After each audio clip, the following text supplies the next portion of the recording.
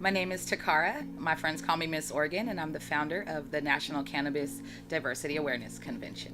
The convention is a place for people in the cannabis industry and the music industry to come and connect and do some cross brand marketing, as well as it's a place for people who want to come into the industry to be able to reach out and find the resources they need to start a business or learn about coming into the cannabis business.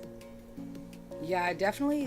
One of the reasons I created this convention is because I myself go to a lot of conventions in the cannabis industry, and I've noticed that none of them really cater to the consumer or to the public, and those are the people who need the education. So I wanted to create something that people can come and get educated and feel welcome at and be able to afford to go to. And I wanted to give people, again, the reason why I wanted to have that connection there between music and the cannabis industry and do that brand marketing, that crossover, is because there's been a bad stigma on men of color and the people in music, in the music industry, hip hop especially, with being looked like criminals for participating in anything cannabis. So we want to give them like a home to show support for the cannabis movement. And when we do talk about diversity, it will show to, I would hope that it shows at the events that it's not just all about a black and white issue.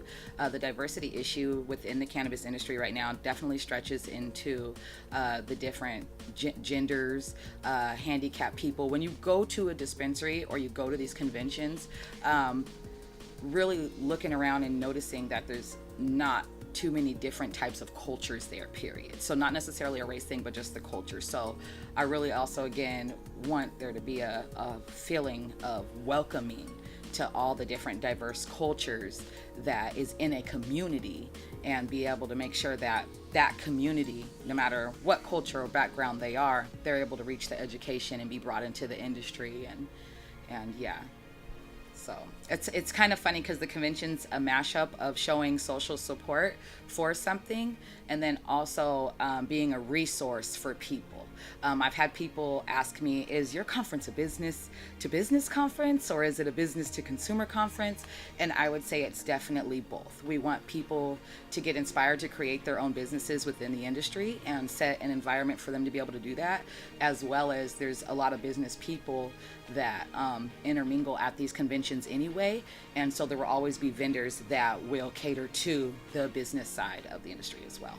There's this tokenizing thing that's going on in Oregon. Everyone wants to look diverse even if they're not, and so they might ask me to do something that will help their brand look diverse when they don't actually support or do anything that shows activism or monetary help or physical help or even media help or any type of help toward the communities that have been in this war on drugs. They don't show any help towards that, but if they want their brand to look a certain way, they'll throw like one party and throw a black person in the front and be like, look what we did. And that's not actually helping anything. And so I have to be careful to make sure that I'm not letting people use me in that way. And it can be hard because sometimes I have to ask people to be more transparent about their agenda, and I'll ask them up front, are you going to help more than this one time? Are you going to do this again? And that is off-putting for people, but I am that person to stand up and say, hey, is this a one-time thing, or are you going to keep doing this?